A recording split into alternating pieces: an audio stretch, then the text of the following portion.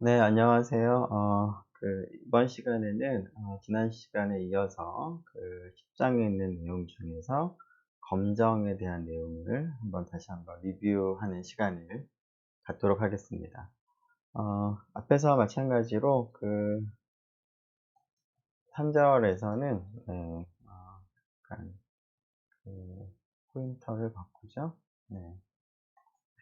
어, n이 큰 경우에 이제 적용을 하는 방법에 대해서 생각해 보겠습니다. 표본의 크기가 큰 경우, 즉, 이 경우에도 x바라고 하는 통계량에 대한 분포가 필요한데, 그 분포에 대한 정보를 중심각한 정리를 적용해서 얻도록 하겠습니다.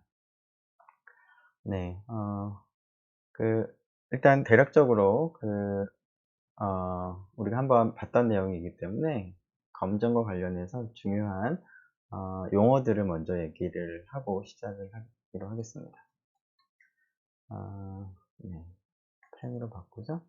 빨간색이 예쁘지는 않을 것 같긴 한데, 네. 자, 검정이라고 하는 것은 그 어떤 모수에 대한 어떤 가설을 아니면 어떤 사실을 우리가 생각을 해서 그러한 가설이 그럴듯한지를 판단을 하는 겁니다. 그래서 우리가 주장하고자 하는 이제 가설을 그 자료로부터 확인하고자 하는 어떤 내용이 있다면 그러한 내용을 우리가 대립가설에다가 우리가 둡니다. 대립가설 H1이라고 그러죠.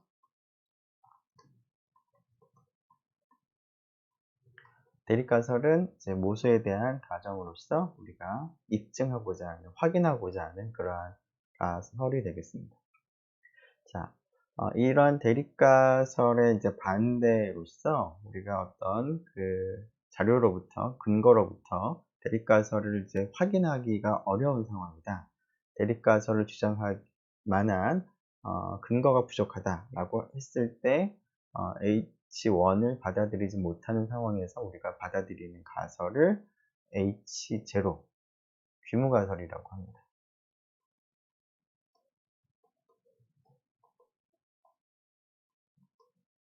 뭐 예를 들어서 다음 형태를 생각해 볼 수가 있겠습니다. 어떤 모집단이 있을 때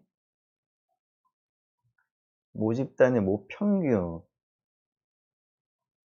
하는 모수를 생각을 했을 때 이 모평균 μ를 우리가 알기 위해서는 모집단에 있는 모든 값을 조사를 해야 되는데 그렇게 하기가 어려우니까 이 모집단의 일부를 택합니다. 그것을 우리가 표본이라고 부르죠. 그래서 표본은 이제 일부가 됐는데, 자, 일부 표본을 이제 조사를 해서 그 결과로부터 뮤가 어떻게 되는지를 우리가 판단을 하고 싶습니다. 자, 이때 어떤 사람이 다음과 같은 확인을 하고 싶다고 하겠습니다. 자, 이 사람의 확인하고자 하는 주장은 모집단의 평균 뮤가 뭐 예를 들어서 200보다 작다라는 사실을 이 사람이 확인을 이제 한다라고 하겠습니다. 그렇다면 대립가설이 바로 이와 같이 μ가 200보다 작다가 되겠습니다. 이 경우에 H1은 μ가 200보다 작은 것이 되겠습니다. 자, 그런데 모집단의 평균이 200보다 작다라고 하는 것을 주장하기 위해서는 그럴 만한 충분한 근거가 있어야 되는데 그런 근거가 없을 때 이러한 H1 주장하기 힘들 때 받아들이는 가설이 바로 H0라고 했는데요. H0는 H1의 반대로서 단순하게 반대를 생각을 해본다면 네, 이렇게 되겠죠? 이게 이제 뭐 부정이 될 텐데요. 그런데 우리가 이제 가설 검정을 할 때는 이제 H0를 우리가 생각을 할 때 이런 부등식 형태로 두지는 않고요. 등호 형태로 우리가 두고 생각을 합니다. 뭐 그런 이제 자세한 이유들을 우리가 뭐 생각해 볼 수도 있는데 일단은 간단하게 H1 우리가 주장하고자 하는 가설은 이제 부등식 형태로 두는 경우도 있지만 H0는 항상 등호 형태로 두는 것이 이제 가장 기본적인 가설 검정이다라는 것을 이제 기억을 하고 그런 형태의 가설 검정에 대해서 생각을 해보도록 하겠습니다. 자, 그러면 H1이 그럴듯하다라고 하는 것을 주장하기 위해서는 표본으로부터 그럴 만한 근거가 있어야 되는데요. 자, 어떻게 이제 결과가 나오면 H1 주장할 수 있을까를 생각을 해보겠습니다. 자, 그러면 아마도 표본으로부터 계산한 여러 가지 통계량 중에서 X 바를 한번 계산을 해보고자 하는 그런 생각이 자연스럽게 들 텐데요. X 바는 물론 표본을 선택하는 방법에 따라서 바뀌게 됩니다. 내가 지금 선택한 표본이 아니라 다른 표본 선택하면 X바가 달라지고요. 그리고 이 X바는 모집단의 평균 μ하고는 당연히 일반적으로 우연히 같아질 수도 있지만 대부분의 경우 이제 달라지게 됩니다. 하지만 X바하고 μ가 어느 정도 비슷하게 나올 거다라는 것은 알고 있습니다. 무엇 때문에 그렇죠? 네, 바로 X바의 분포 때문에 그렇습니다. X바의 분포가 어떤가요? n이 충분히 클 때는 중심극한 정리에 의해서 X바의 분포가 정규 분포가 됩니다. 즉, 다음과 같습니다.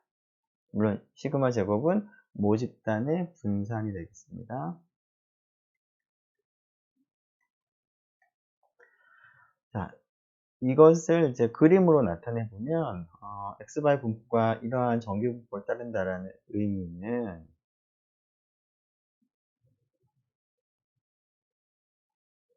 여기가 μ가 되는 거죠. 내가 알고자 하는 뭔지는 모르겠지만 값이 얼마인지 모르겠지만 이제 μ가 있을 겁니다. 이 μ하고 X바가 비슷하게 나온다 라고 하는데 즉 이러한 분포를 따른다는 거죠. 즉 X바는 이 그 실수값이 어떤 거든 다 가능한데 μ 근처에 나올 가능성이 확률 밀도 함수가 높으니까 확률적으로 높고 μ로부터 멀어질수록 확률 밀도 함수 값이 작아지죠.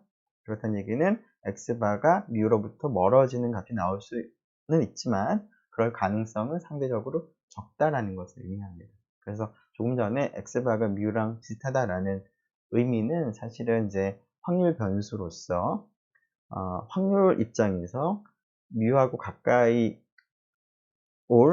가까이 되는 그런 가능성이 높다라는 걸 의미하는 겁니다. 자, 그래서 x바는 μ랑 같진 않지만 그래도 x바가 μ하고 가깝게 나올 가능성이 높다라는 것을 우리가 이제 활용을 하도록 하겠습니다. 자, 어쨌거나 x바는 확률적으로 μ랑 비슷하게 나올 텐데 그러면은 μ는 이제 우리가 주장하고자 하는 내용은 μ가 200보다 작다라는 것을 주장을 하고 싶은데 X바를 통해서, X바를 바탕으로 해서 H1이 그럴듯한지를 우리가 판단을 하고자 한다면 X바의 값이 어떻게 나오면 H1이 그럴듯하다라고 판단할 수 있을까요? 네, 예를 들어서 X바가 190보다 작게 나오면 X바가 190보다 작았는데 X바하고 μ는 비슷하므로 μ도 한 190 정도일 거다. 따라서 200보다 작을 거다. 라고 얘기를 할 수가 있겠습니다. 혹은 X바가 어떤 사람 190보다는 180 정도보다는 더 작아야 하지만 μ가 200보다 작다라고 좀 더 확실하게 얘기할 수 있을 것 같아 라고 주장할 수도 있겠습니다. 어쨌거나 어떤 값보다 작게 나오면 근데 이 값이 보통 이제 200보다 작은 값을 우리가 선택을 하길 바라겠죠. 그래서 200보다 작은 어떤 값을 선택해서 그 값보다 작게 나오면 x바하고 μ가 비슷하니까 μ도 그 값보다 작게 나올 거고 따라서 μ가 200보다 작다라고 하는 근거로서 제시를 할 수가 있겠습니다. 즉 우리가 표본으로부터 계산할 수 있는 xbar을 계산해서 이 xbar의 값이 200보다 작은 어떤 정해진 c를 잘 선택을 해서 c보다 작게 나오면 이러면은 μ가 200보다 작을 거다라고 하는 근거로서 우리가 사용을 할 수 있다는 것입니다. 자, 그래서 이러한 가설 검정에서 H0가 그럴듯한지 혹은 H1이 그럴듯한지를 판단할 때 그 판단의 근거로 삼는 통계량, 여기서는 x바였습니다. 이 통계량을 검정 통계량이라고 부른다고 했습니다.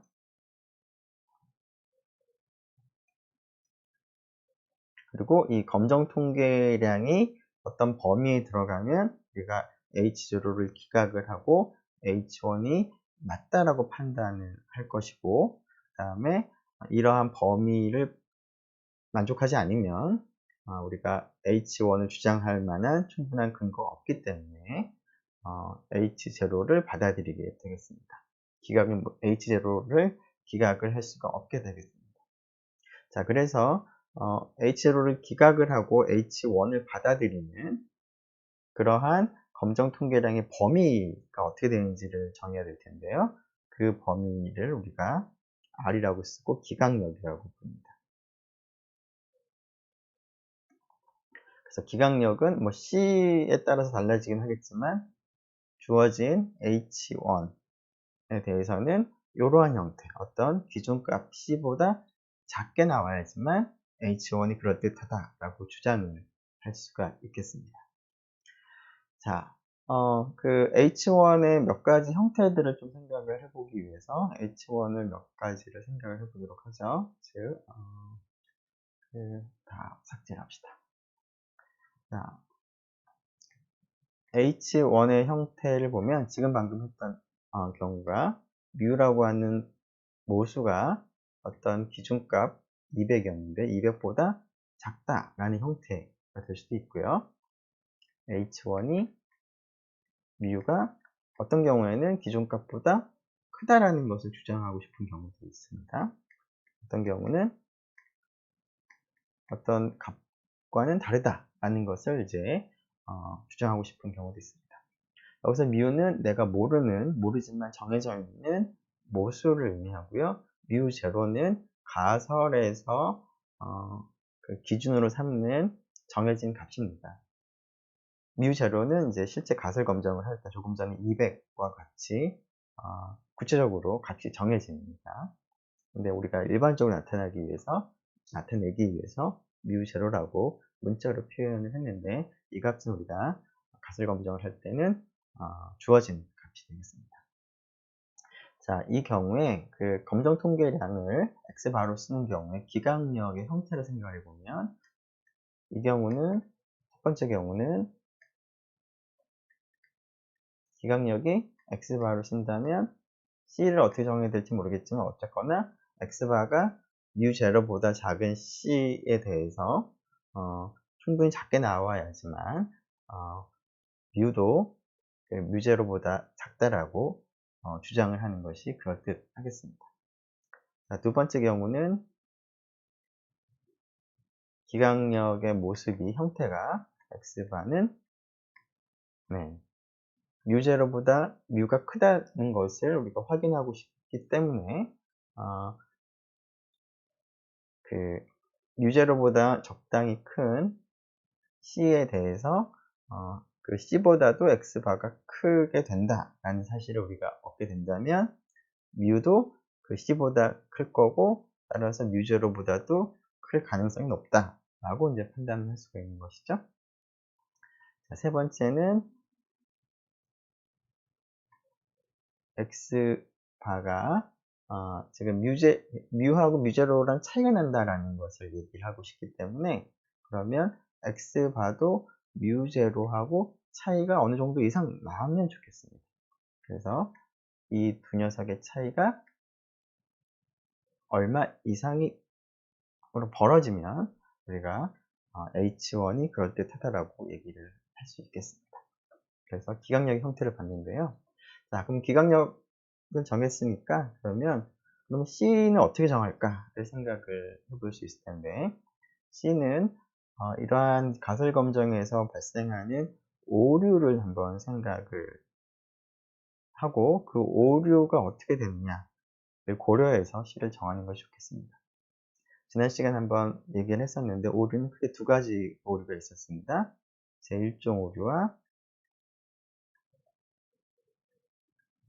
제2종 오류가 있었죠.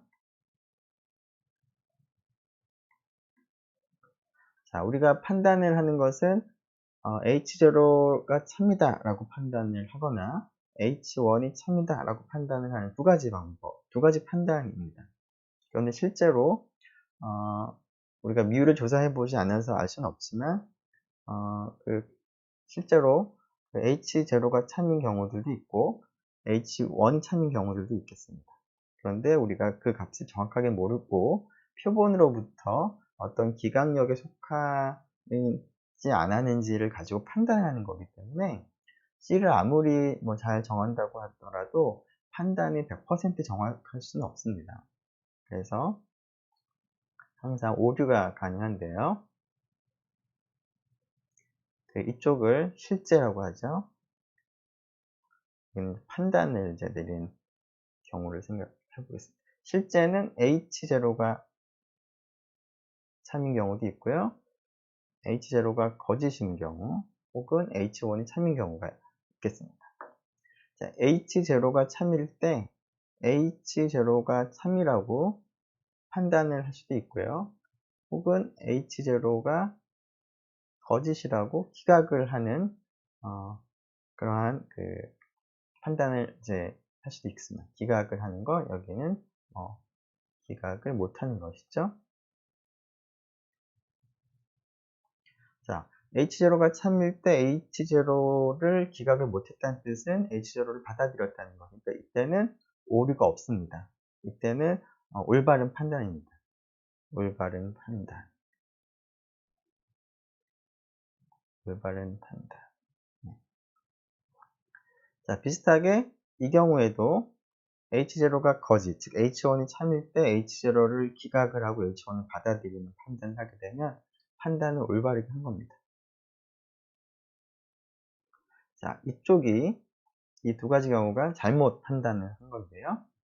자, 첫 번째 경우, 즉 H0가 참인데 H0가 틀렸다고, 즉 H1이 참이라고 판단하는 그런 오류를 우리가 제1종 오류라고 부른다고 했었습니다.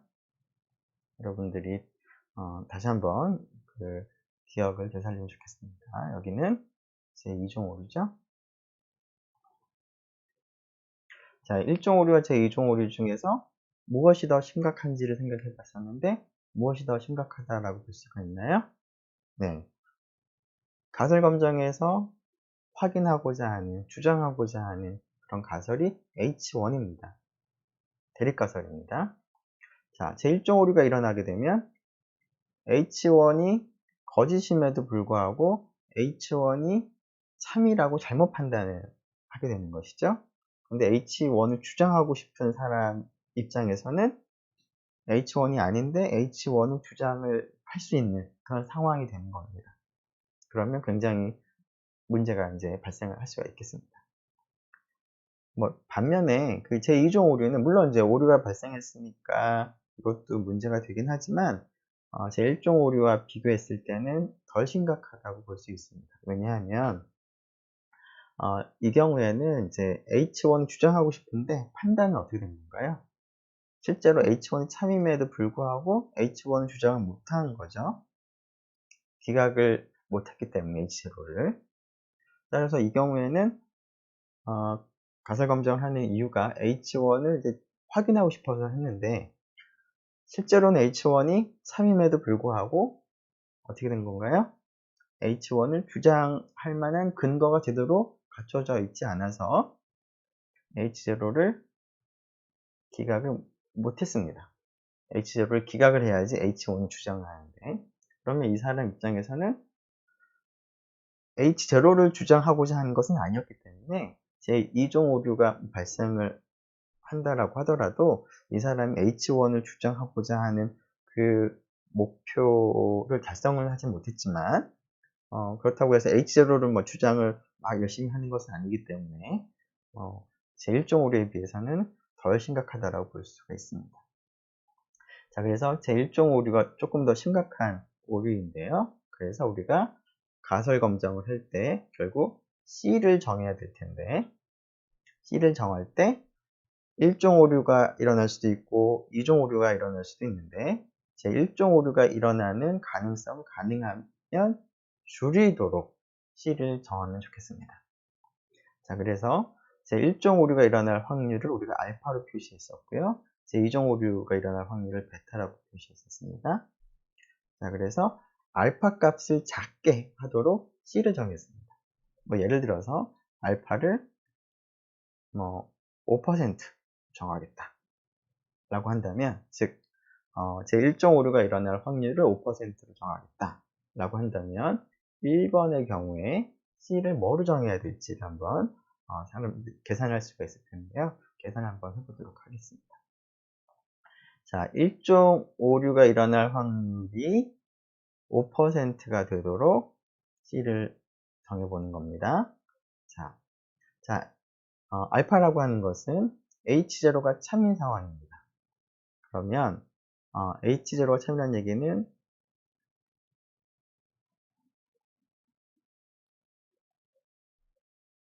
지금 1번에 대응하는 1번의 경우에, 물론 1번도 그렇지만 나머지도 다 마찬가지긴 한데, H0가 뭘까요? 뭐였나요?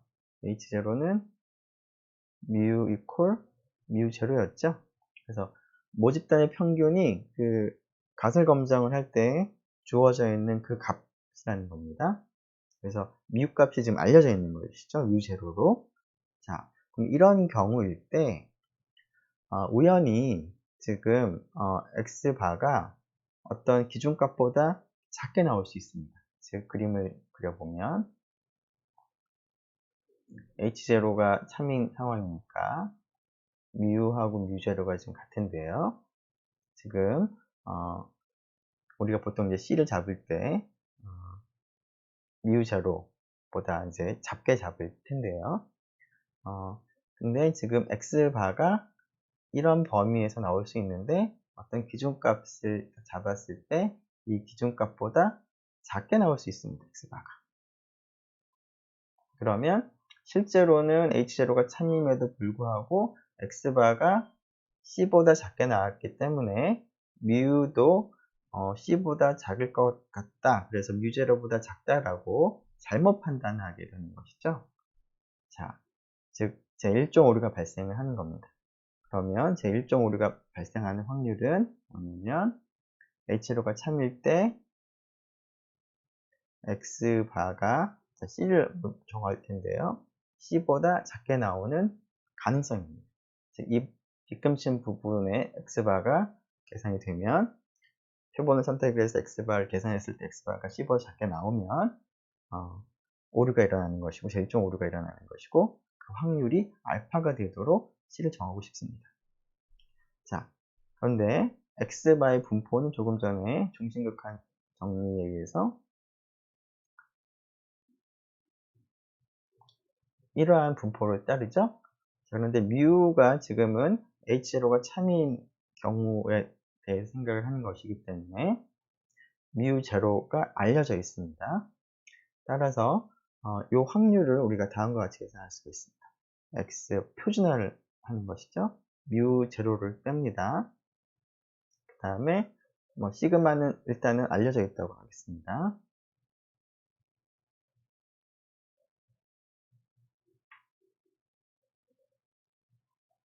이렇게 되는 것이죠. 자, 그러면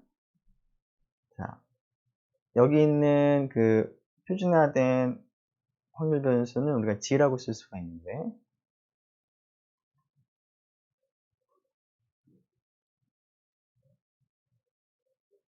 이 녀석의 분포는 근사적으로 표준 정규 분포를 따릅니다.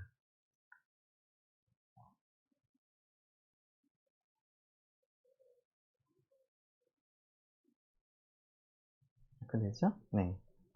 자, 그래서 표준 정규 분포를 따르는 확률 변수 G가 어떤 값보다 작아지는 확률이 주어져 있는 것입니다. 알파가 5%면 5%, 1%면 1%. 자, 그랬을 때 이 C를 구하고 싶은데 이 조건을 만족하는 네모는 뭘까요? 즉 C-mu0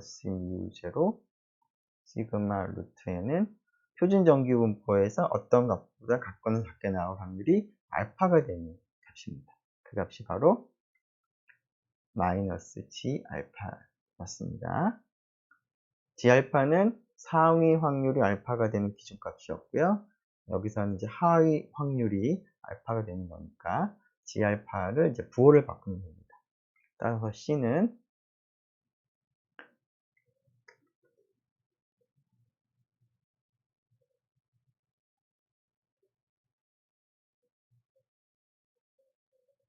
하게 됩니다. 그래서 이 C를 알파가 주어져 있을 때 다음과 같이 계산을 할 수가 있겠습니다. 자, 비슷한 방법으로 그 알파가 주어져 있을 때 두 번째 경우에 C를 찾으면 어떻게 될까요? 네, 이것은 mu0 플러스 G 알파 시그마 루트 n이 되겠습니다. 이 경우는 뭐가 될까요? 네, 이 경우는 지금 x바하고 mu0의 차이를 생각을 하는 것이기 때문에 이 값은 이제 양측 검정이라서 G 알파에서 약간 좀 모양이 변형된 형태이긴 하지만 이 값이 G의 2분의 알파가 되는 것을 이제 여러분들이 확인할 수가 있겠습니다. 물론 우리가 확인했던 것이기도 하고요. 자, 그래서 이렇게 하면은 이제 기각력도 정해지겠습니다. 이렇게 하는 방법이 바로 가설 검정이었습니다. 자, 그런데 이제 이러한 가설 검정에서 그 검정 통계량은 X바를 쓴 것인데, X바를 이제 쓰는 것보다 중간에 우리가 계산하는 과정에서 자연스럽게 표준화하는 확률 변수를 도입했는데, 표준화한 확률 변수 G를 검정을 할 때의 기준 통계량으로, 즉 검정 통계량으로 사용을 하면 훨씬 더 그 기각력의 형태가 간단하게 주어지는 것을 우리가 봤었는데요. 그 결과들을 한번 적어보도록 하죠.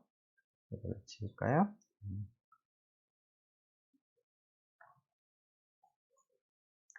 네, 다시 다 지워졌는데 뭐 1번 H1이 mu가 mu0보다 작다.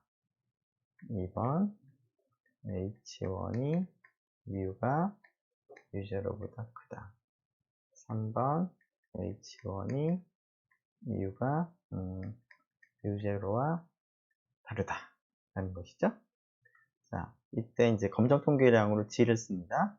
자, 검정 통계량 G는 표본으로부터 계산한 표본 평균에서 그 H1 혹은 H0에 등장하는, 지금 전부 다 공이 비무가설은 H0는 mu equal mu0죠. 그래서 오른쪽에 있는 값이 알려진 값인데 그 값을 빼고 시그마가 알려진 경우를 이제 우리가 가정한다면 이렇게 만든 확률 변수가 G입니다. 그래서 이 확률 변수 G는 표본을 선택하면 x바를 계산하고 mu0는 이미 주어져 있고 n도 알고 있고 시그마가 주어진 경우에는 G 확률 변수 값을 표본으로부터 계산을 할 수가 있습니다. 물론 시그마가 알려져 있지 않은 경우에는 시그마 대신에 표본으로부터 계산한 표본 표준 편차 S를 사용을 해서 만든 확률 변수를 검정 통계량 G로 사용을 하면 됩니다. 네, 그것도 뭐 비슷한 이유에서 그런 것이죠. 자, 이때 기각력은 첫 번째가 조금 밑으로 내려왔는데 G가 뭐보다 작답니다. 작은데 기준값이 지금 방금 했던 것처럼 마이너스 G 알파고요. 이 경우는 크다인데 플러스 G 알파보다 크다고, 이 경우는 절대값이 G의 2분의 알파보다 크게 되는 것이었습니다. 자, 이렇게 우리가 가설 검정을 진행할 수 있었습니다. 이것과 관련해서 한번 지난 학기에 했던 내용들을 한번 하나씩 살펴보도록 하겠습니다. 지금 방금 했던 내용들을 이제 생각하면서 한번 보도록 하죠. 자, 가설 검정. 이라고 하는 것은 모수에 대한 가설이 적합한지를 표본으로부터 판단하는 것이다. 자, 예를 들어서 콜레스테롤 이제 수치의 평균값에 대한 판단을 하고 싶다. 이전에는 200이었는데 평균이 그 표준 편차가 알려져 있다고 하죠. 24였습니다. 자, 1년 동안 이제 캠페인을 하고 나서 1년 후에 모집단의 평균이 뮤라고 둔 건데요. 그 뮤가 이전의 평균인 200보다 작은지를 판단하고 싶습니다. 그래서 전체 모집단에서 40명을 선택을 했습니다. 그래서 표본 평균 X바를 구했죠. 그런데 X바하고 뮤는 똑같은 것은 아니기 때문에 아무리 잘 판단한다고 하더라도 100% 정확한 그런 결론을 내릴 수는 없습니다. 판단을 내릴 수는 없습니다. 그래서 X바를 기준으로 혹은 표본을 기준으로 어떤 H0가 그럴듯한지 H1이 그럴듯한지 그럴 만한 충분한 근거가 있는지 없는지 하는 그런 얘기만 가능한 것인데, 자, 어떻게 하느냐? 뮤가 200보다 작다라는 주장을 근거를 제시하기 위해서는 뮤하고 비슷한 값인 X바도 200보다 작은 어떤 C에 대해서 C보다도 작게 나왔다 라고 얘기를 하면 좋겠다라는 것이었습니다. 근데 이 C를 얼마나 작게 하면 좋을까 생각을 했었는데, 앞에서 조금 전 설명할 때 오류를 생각해서 제 1종 오류가 일어나지 않을 정도가 되는 5%, 1%가 되도록 C를 정하면 좋겠다라는 것이었습니다. 그래서 H0가 사실인 경우에 X바가 C보다 작게 나올 가능성이 거의 없는 그러한 C를 찾습니다. 그래서 계산을 해보면 뮤0, 여기가 뮤0였죠. 마이너스 G알파 루트 M분의 시그마. 그래서 N이 40이고 시그마가 24였죠. 뮤0가 200이었습니다. 그래서 구체적으로 알파를 5%로 한다면 193.76을 정할 수 있습니다. 그래서 표본 평균이 193.76보다 작거나 작게 나오면 이 경우에는 그러면 뮤도 200보다 작다라고 판단을 하겠다라는 것이죠. 그렇지 않으면 뮤가 200보다 작다라는 충분한 근거가 없다라고 판단을 하면 되겠습니다. 물론 두 판단 모두 상황에 따라서 잘못 판단이 될 수가 있는 것인데, 제 1종 오류가 일어날 확률은 지금 5%가 되도록 우리가 C를 정한 것이죠. 번쩍번쩍 하는데, 네. 가설 검정하는 그 과정을 좀 정리해 보면, 가설을 먼저 수립합니다.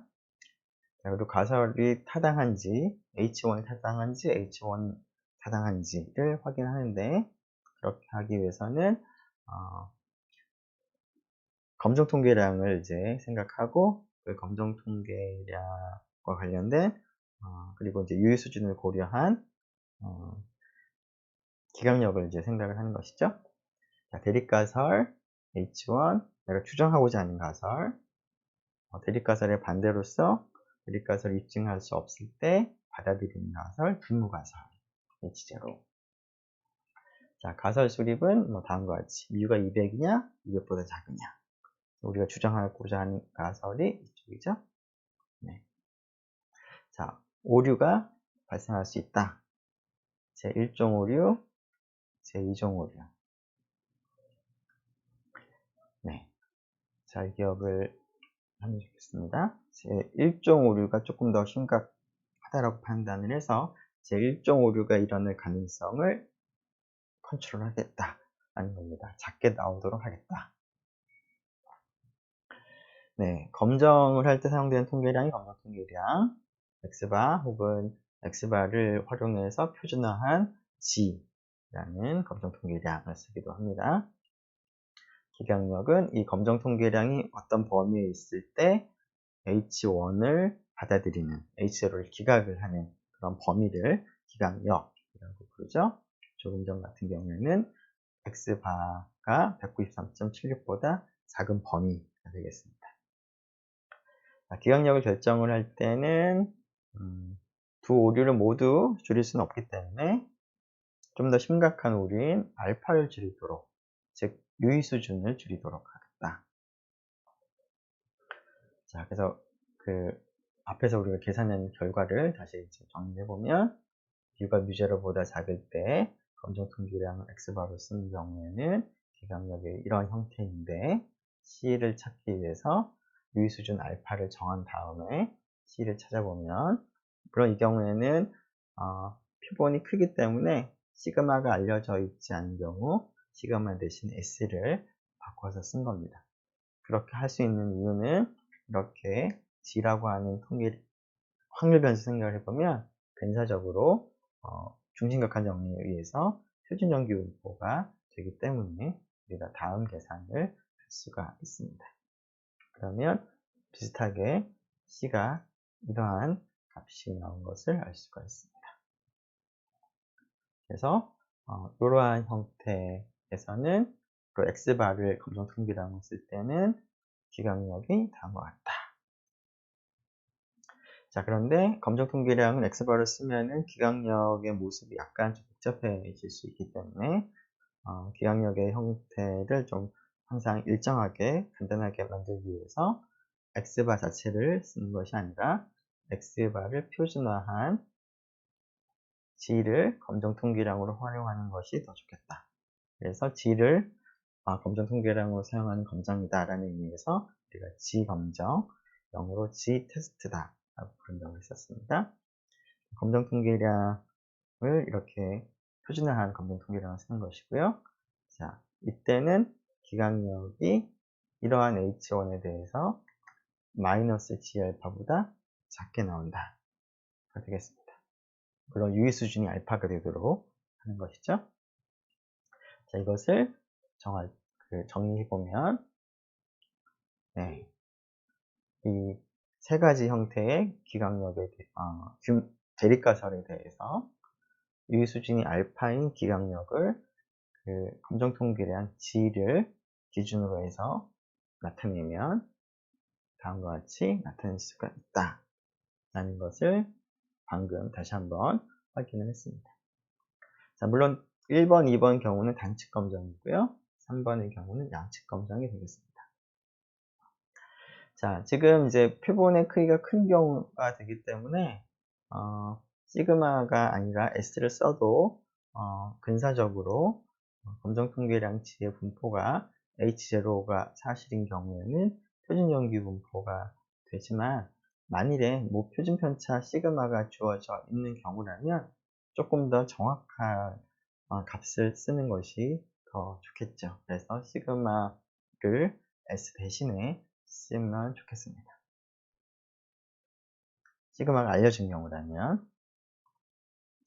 자, 간단하게 이제 관련된 문제를 하나 생각을 해보면, 어떤 다이어트 방법을 이제 제시하는 사람의 주장이 체중을 줄일 수 있는데 10kg 넘게 줄일 수 있다 라고 주장을 했습니다. 자, 그것이 그럴듯한지를 이제 확인하기 위해서 쉬운 6명을 선택을 해서 얼마나 체중이 감소했는지를 조사했더니 쉬운 6명의 체중 감소량의 평균이 10.5, 표준 편차가 4.5. 물론 표준 편차는 표본 표준 편차죠. 평균도 표본 평균입니다. 그래서 표본 평균이 10.5, 10kg보다 더 크게 나왔으니까 그럴듯한가? 이 사람의 주장이? 라고 생각을 할 수 있는데, 한번 우리가 가설 검정을 직접 수행해 보면, 유의 수준 5%로 했을 때 이 사람의 주장이 10kg 넘게 줄어든다 라고 하는 주장이 그럴듯한지를 판단을 해보도록 하죠. 자, 그래서 일단은 가설을 먼저 수립하기 위해서 보수를 미리 우리가 정하도록 하겠습니다.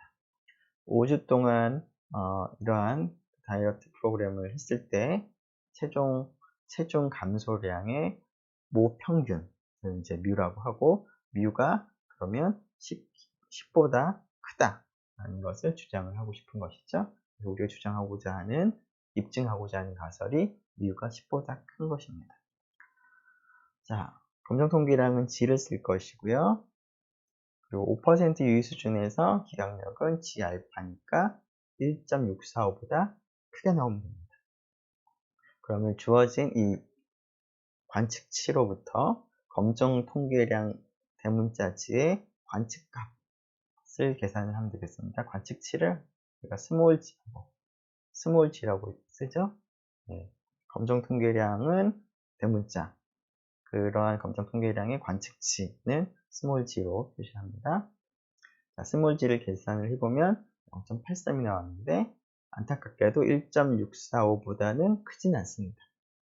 따라서 유의수준 5% 입장에서는 H1이 사실이라고 할 만한 충분한 근거가 되지 못한다는 것이죠. 1.645보다 크게 나와야지만 H1을 근거가 있다라고 얘기를 할 수가 있는 것인데, 따라서 이 경우에는 표본 평균 자체는 10보다 크지만 이것만 가지고는 그렇지 못하다라는 것이죠. 이것만 가지고는 H1을 주장할 만큼 강력한 근거는 안 된다라는 것입니다. 그래서 H0를 기각을 할 수가 없습니다. 즉, 주어진 이 자료만을 가지고는 이러한 주장을 뒷받침할 만한 충분한 근거가 되지가 않는다. 그래서 H0, 즉 H1을 받아들일 수가 없다 라고 판단을 하게 되겠습니다. 네. 네. 이제 이런 가설 검정에 대한 얘기는 일단 앞에까지 얘기를 진행할 수 있을 것 같은데요. 그 가설 검정에서 또 다른 이제 중요한 개념으로서 p-value, p값, 혹은 유의 확률이라고 하는 개념이 있는데, 이 개념은 잠시 좀 쉬었다가 얘기를 다시 하는 것으로 하겠습니다. 일단 대표본에 대해서 그 p값을 제외한 그 가설 검정이 어떻게 이루어지는지 하는 것들을 같이 살펴보았습니다. 네, 수고 많았습니다.